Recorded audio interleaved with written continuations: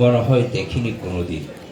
আমাদের মেয়েরা এত সুন্দর করে নাচলো, আর সেই আসরে এত আলোকিত মানুষ আমাদের কক্সবাজারে। আমাদের শিবলি ভাই, শিবলি মামু দেশ বরেণ্য মানুষ। আমাদের শামীমা রানী পা, যাকে রঙিন পর্দায় সবসময় দেখা যায়, তারা আজকে এসে আমাদের এই ছোট্ট পরিসরকে এত বেশি রঙিন করে তুলল। তাতে আনন্দিত কক্সবাজারবাসীর পক্ষ থেকে দেশ বরেণ্য মানুষদের জানাচ্ছি শুভেচ্ছা এবং ভালোবাসা। আমি কৃতজ্ঞতা এবং ধন্যবাদ দিয়ে শেষ করতে পারবো না। আমার অফুরন্ত কৃতজ্ঞতা থাকবে সত্যেন সেন শিল্পী গোষ্ঠী সভাপতি খুরশেদ ভাই এবং সাধারণ সম্পাদক আমাদের মধ্যে আছেন মনির মোবারক। কত দুর্গম পথ, কত মানিক বৈরাগী ভাই। আমরা সেই স্বৈরাচার বিরোধী আন্দোলনে মামলা খেয়ে ফেরারি হয়ে যখন এসে লুকিয়েছিলেন, তখনই তার সাথে আমার পরিচয়। সেই সময় থেকে মানিক বৈরাগী, তিনি তো তার কষ্টের কথা, আবেগের কথা বলেই ফেললেন।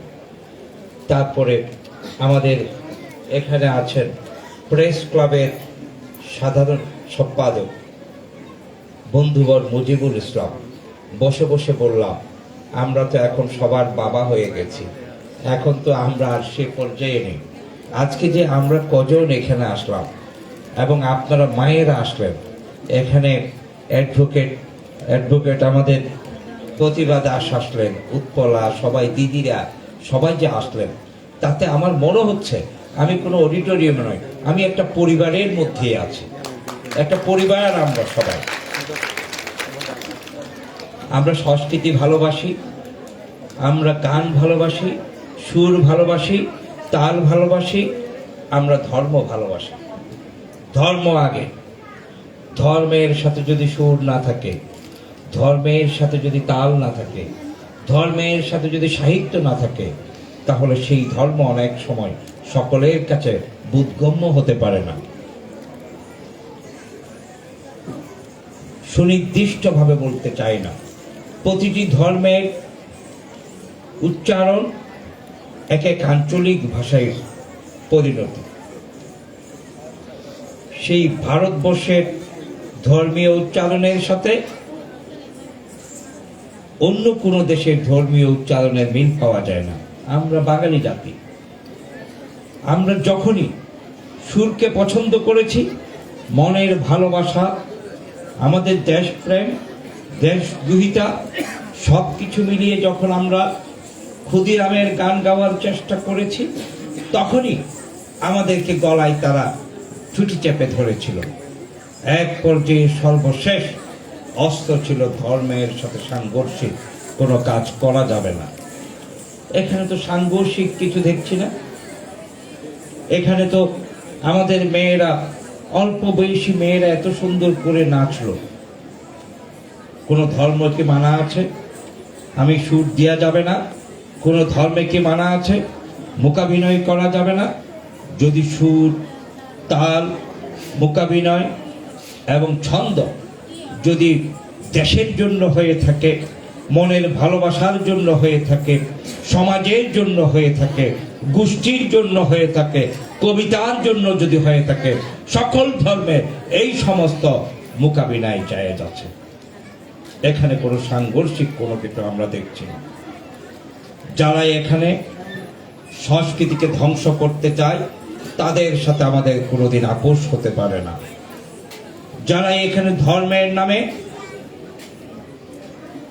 আমাদের ছেলে মেয়েদের গলায় সুর বন্ধ করতে চায়, তাদের সাথে আমাদের কোনোদিন আপোষ থাকতে পারে না। যারা এখানে অন্য ধর্মের সাথে আরেক ধর্মকে পৃথক করার চেষ্টা করে, তাদের সাথে আমাদের কোনোদিন ঐক্য হতে পারে না। মনে রাখতে হবে, আমরা বাঙালি জাতি। ধর্মীয় পার্থক্য জাতিকে কখনো পৃথক করতে পারে না। আমরা সেই আদর্শ এবং উদ্দেশ্য নিয়ে আমরা বেঁচে আছি। যতদিন বেঁচে থাকব, ততদিন আমরা লড়াই করব সীমাহীন শক্তি, বাঘের মতো সাহস নিয়ে। ছেলে মেয়েরা যারা আজকে অংশগ্রহণ করেছে, তাদেরকে ধন্যবাদ। আপনারা যারা আজকে এখানে এসেছেন, আপনাদের প্রতি অফুরন্ত ভালোবাসা এবং আপনাদের সাথে আমাদের সম্পর্কের যে উন্নয়ন ঘটলো সেই উন্নয়ন যাতে আমরা প্রতি বছর ধারাবাহিকভাবে ধরে রাখি। দাবি আছে অডিটোরিয়াম দরকার, প্র্যাকটিস রুম দরকার, ড্রেস রুম দরকার, সংকট আছে। তারপরও আজকে সত্যেন সেন যে উদ্যোগ নিয়েছে সেই উদ্যোগকে আমি স্বাগত জানাচ্ছি। তাদের যে দাবি দেওয়া আছে আমি ওনাদেরকে বলছি, আমি ওনাদের অফিস নেওয়ার জন্য আপনারা একটা অফিস ভাড়া নিয়ে নেন, আমি আপনাদেরকে 1 লক্ষ টাকা 1 বছরের জন্য দিয়ে দিচ্ছি ইনশাআল্লাহ। অফিস ভাড়া যতদিন বেঁচে থাকবো ততদিন আমরা সকলে মিলে চালাবো। এখানে শিবলি ভাইরা যতদিন আসবেন, নিপা আপারা যতদিন আসবেন, ততদিন আমরা এই ছন্দের মধ্যে আমাদের ছেলে মেয়েদেরকে বড় করতে চাই। আমরা বড় করতে চাই, আনন্দ দিতে চাই, তাদেরকে আমরা বসে রাখতে চাই না। তারা আমাদেরকে তাদের সেই শারীরিক ছন্দ দিয়ে আমাদেরকে আনন্দ দিক, তারাও আনন্দ পাক। আমরা তাদের সাথেই থাকব, তাদের সাথেই আমরা থাকব। মুক্তিযুদ্ধ আমাদের ইতিহাস, মুক্তিযুদ্ধ আমাদের চেতনা। এই চেতনার সাথে আমরা কখনো দ্বিমত পোষণ করতে পারি না।